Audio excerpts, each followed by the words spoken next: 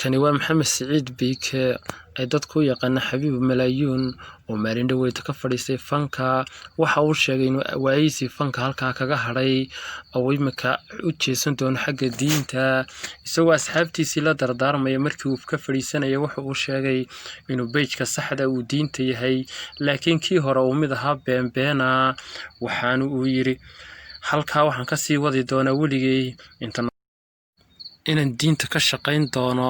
waa sidoo hadalka u dhigay dad badan ayaa soo dhaweeyay kana falceliyay codkiisa waxa kale oo iyaguna ka hadlay culimada waaweyn ee Hargeysa ayaa soo dhaweeyay ka fadhiisiga fanka oo ka fadhiistay fanaanka weyn Maxamed Siciid Biike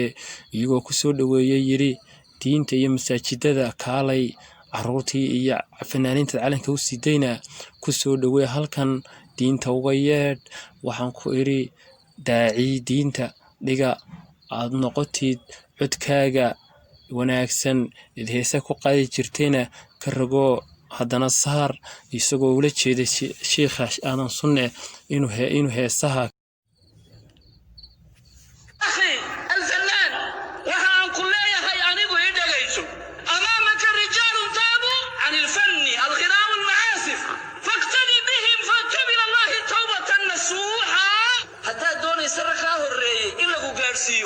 halkii rag baa ka horeeyo ka jiitay oo fan wadkeenay oo heesaha ka toobad keenay ku dayay iyaga oo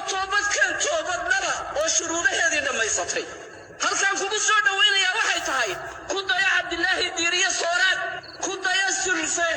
ku daya dhalinyarada nujuumta geeska ee adiga kula filka ahaa ee fanka iskaga tagay sida wiilka yar ee la oran jiray Axmed Biif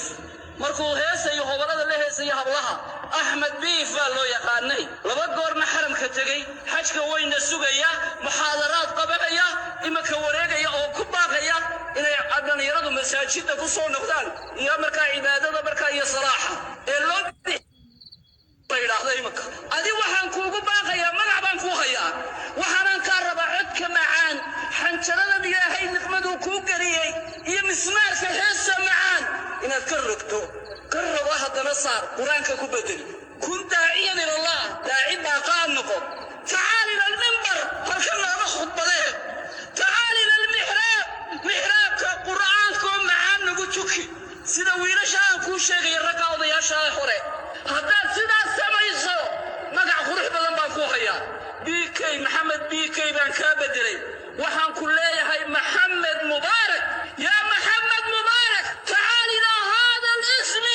الجميل مقع قروح بمرة الدورة وكالي أدير بانكو هاي ويلير باتي وايها الدنيا دروان كاقا سوهر ريه أدير يا انت